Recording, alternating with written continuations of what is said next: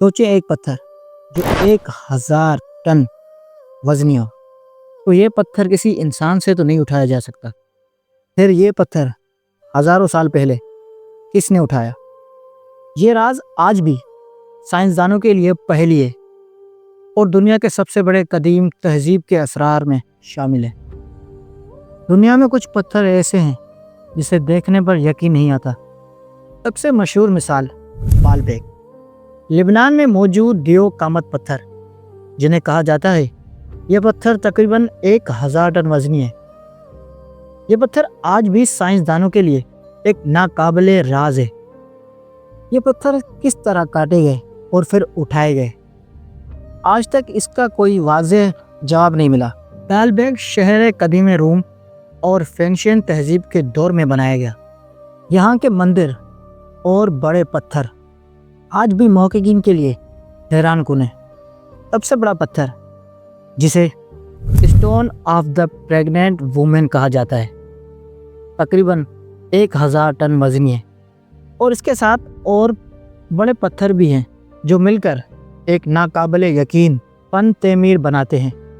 کچھ محققین کہتے ہیں کہ یہ پتھر سلائڈنگ ریمپ اور لکڑی کے رولز کے ذریعے منتقل کیا گیا، جبکہ کچھ لوگ کہتے ہیں یہاں پر اسرار یا مافوق الفطر طاقت استعمال ہوئی ہوگی۔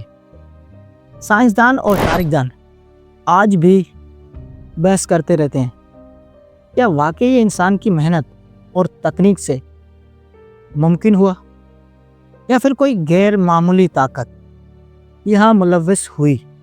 مزید حیرت انگیز بات یہ ہے، یہ پتھر اتنے مضبوط اور ہموار ہے کہ آج بھی پرفیکٹ الیجمنٹ میں ہے۔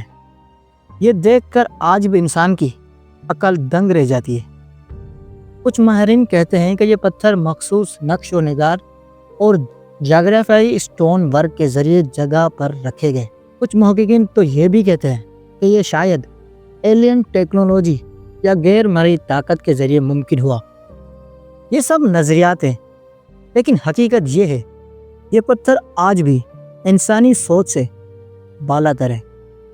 بالبیک کے ان بڑے پتھروں کو دیکھ کر سوال یہ بھی پیدا ہوتا ہے کہ یہ پتھر کیسے کاٹے گئے؟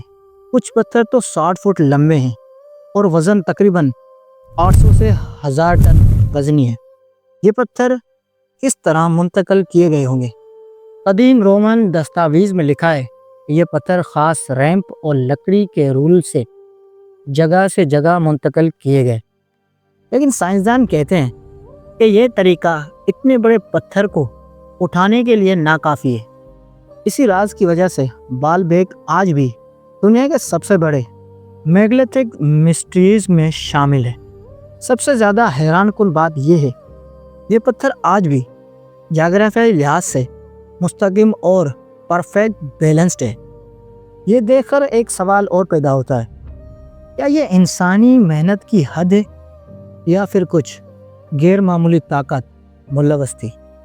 کچھ لوگ یہاں تک بھی کہتے ہیں کہ یہ پتھر میگنیٹک یا گریویٹیشنل انوملیاز کی وجہ سے حرکت کیے گئے، لیکن سائنسدان اس پر ابھی تک متفق نہیں ہیں۔